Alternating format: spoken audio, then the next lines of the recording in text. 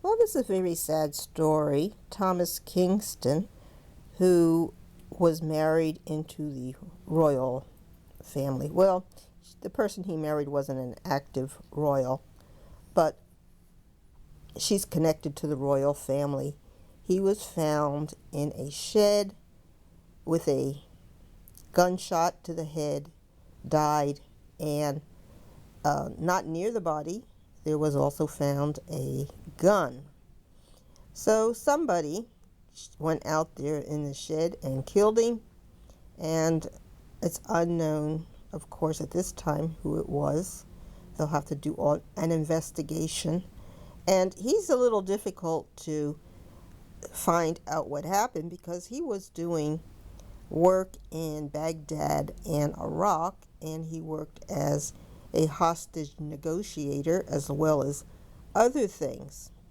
He also has a history of, hear this, dating Pippa Middleton. And that's pretty interesting considering all of the things going on with Catherine Middleton, her absence, her secrecy. Where is she?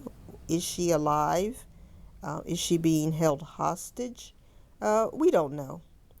But this man, who looks like very nice, young, I think he's only 45, shot in the head near his home, found in a shed. Gun was nearby, but it wasn't right next to the body. So more than likely, somebody shot him and fled. And the reasons, as of yet, are unknown. But could he be a sacrifice, a waiting where people wanted to show the royals that they are vulnerable? Maybe this is some sort of gang, some sort of group that is doing something to William and Kate with threats.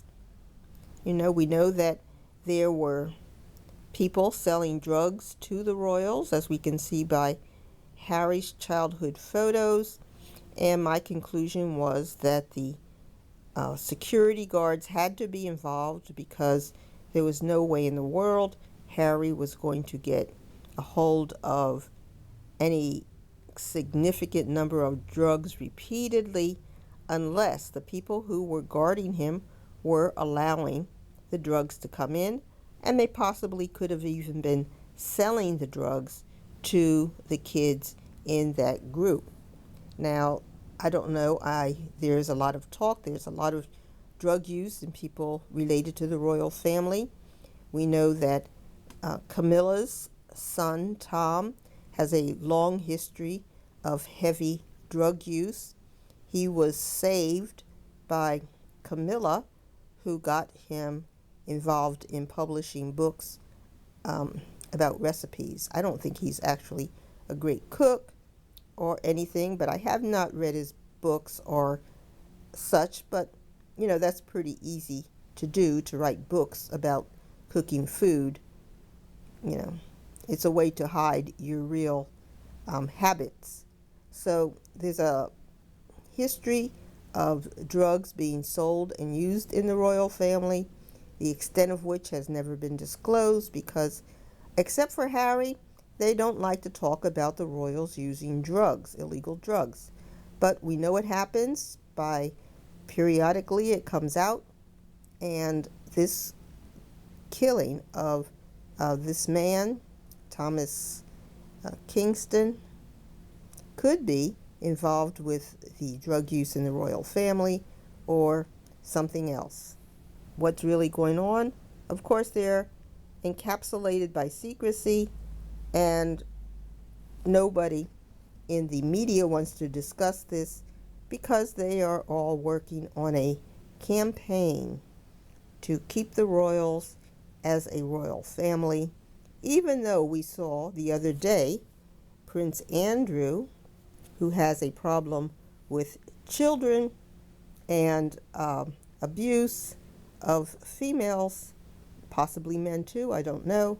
He was leading a memorial service for King Constantine.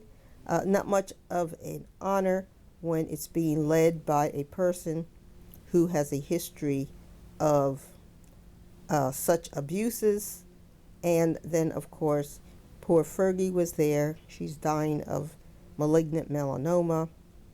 And, of course, heading the royals was Camilla. And, of course, she was a hooker, and she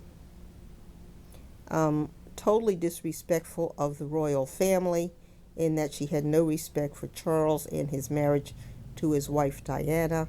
So this group of ne'er-do-wells was leading that memorial service, and things are really heating up.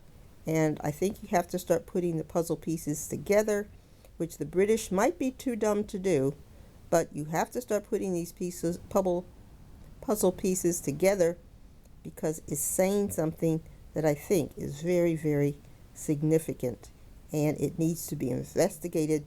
But in Britain, it won't be, and they'll just keep trying to paint a very rosy story about all of these weird things happening in the royal family.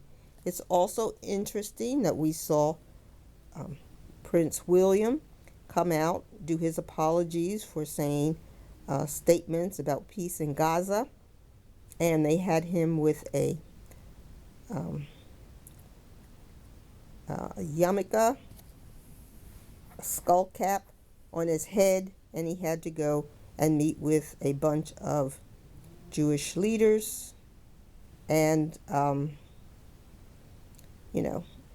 kind of repent for what he said about, making peace with the Palestinians and stop killing all of those unnecessary people. So much going on there, but everybody wants to play hear no, speak no evil, and so we will never get the truth out of Britain. We'll have to just figure this out for ourselves. So, like and subscribe. Bye.